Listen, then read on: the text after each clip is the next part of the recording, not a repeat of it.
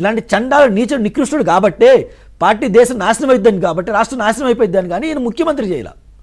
ఇప్పుడు తెలిసిన ఈయనంత సన్నాసం ఏదో ఇప్పుడు తెలుస్తుంది మేడం. అసలు సొంత తల్లిని తిట్టించుకోవడం ఏంది మేడం, సొంత తల్లిని.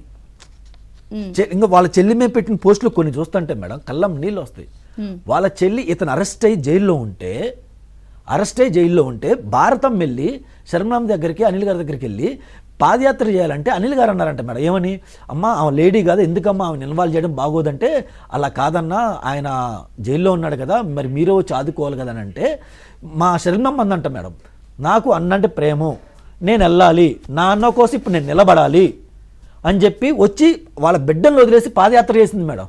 ఎన్ని కష్టాలు ఎన్ని బాధలు పడతాం మాకు తెలుసు. అలాంటి చెల్లి మీద ఇలాంటి పోస్టులు పెట్టించాలంటే ఇతను ఎంత నీచాన్ని దిగజారాడు. పోస్టులు పెట్టిన వ్యక్తి కూడా భారతి గారు పిఏ అట కదా. మరి భారతమ్మకి తెలియదా మేడం?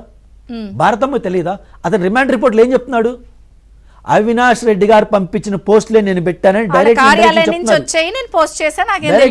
అవినాష్ రెడ్డి గారికి చూపిస్తున్నారు కదా. మరి పసిబిడ్డ అన్నాడు. అలాంటి పసిబిడ్డ నీ తల్లిని నీ చెల్లిని తిడుతుంటే నువ్వు ఎందుకు బయటకు వచ్చి మాట్లాడలా? ఇప్పటికీ పసిబిడ్డ నువ్వు ఎందుకు వెనకేసుకొస్తున్నావు? మరి ఎంత దారుణ దిగజారిందంటే ఏమనుకోవాలి మన సమాజం. ఇంకా ఇతన్ని మళ్ళీ అలా ముఖ్యమంత్రి చేస్తారు. నిజంగా వైఎస్ఆర్ గారి అభిమానులు ఈ పోస్టులు చదివి ఎవరైనా ఆయనతో నిలబడతారు మేడం? ఎవరు వాళ్ళకి సపోర్ట్ చేయలేరు మేడం. అంటే ఇప్పుడు మరి నెక్స్ట్ ఏంటి ప్రొసీడ్ అవుదామని, ఎలా ఇప్పుడు ఈరోజు వెళ్తున్నారు కంప్లైంట్ చేయడానికి? గతంలో కూడా షర్మిల గారు అప్పుడు కంప్లైంట్ చేసిన దిక్కు లేదు, అసలు ఇప్పుడు ఆ కంప్లైంట్ ఎక్కడుందోనట. గతంలో కూడా వైఎస్ జగన్మోహన్ రెడ్డి గారు ముఖ్యమంత్రిగా ఉన్నప్పుడు శర్మారెడ్డి గారు కానీ సునీతమ్మ కానీ వెళ్ళి కంప్లైంట్ చేశారు మేడం. చేస్తే ఆ కంప్లైంట్ తీసుకెళ్లి చెత్తబుట్టలో పడేశారు. ఇప్పుడు ఆ కంప్లైంట్లు ఎదుగుతున్నారు. ఎక్కడ నుండి ఏంటి అంటే అంత దారుణంగా వీళ్ళు లాండ్ ఆర్డర్లను ఇచ్చేశారు మేడం. కనీసం సొంత చెల్లెల్లో కంప్లైంట్ ఇచ్చిన నన్ను తిడుతున్నారన్నా దయచేసి ఆదుకున్నా జగనన్న అంటే దిక్కు లేకుండా పోయింది మేడం. పోయిన 5 సంవత్సరాలు ఇప్పుడు కూటమి ప్రభుత్వం చేసిన దానికి మా కాంగ్రెస్ పార్టీ ఫుల్ గా సపోర్ట్ చేస్తుంది మేడం. చెయ్యాలి, కానీ మీరు వాళ్ళు కలిసిపోయారు అంటున్నారుగా. ఎలా ఇప్పుడు మంచి చేస్తే మంచి అంటాం మేడం, చెడు చేస్తే చెడు అంటాం. మన బడ్జెట్ పెట్టారు, మా శరణమ్మ మొదట వచ్చి ప్రెస్ మీట్ పెట్టి మాట్లాడింది. ఏమని మాట్లాడింది?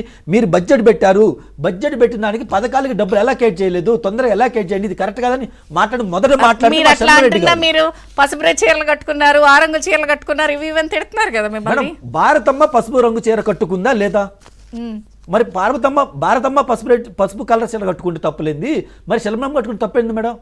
పసుపు కలర్ అనేది మంచికి చిహ్నం. మనం చాలా ఇదిగా సెంటిమెంట్గా ఫీల్ అవుతాం. అది వైఎస్ఆర్ గారే చెప్పిన మాట. అప్పట్లో సాక్షికి ఏ కలర్ పెట్టారు మేడం? పసుపు కలర్ కాదా?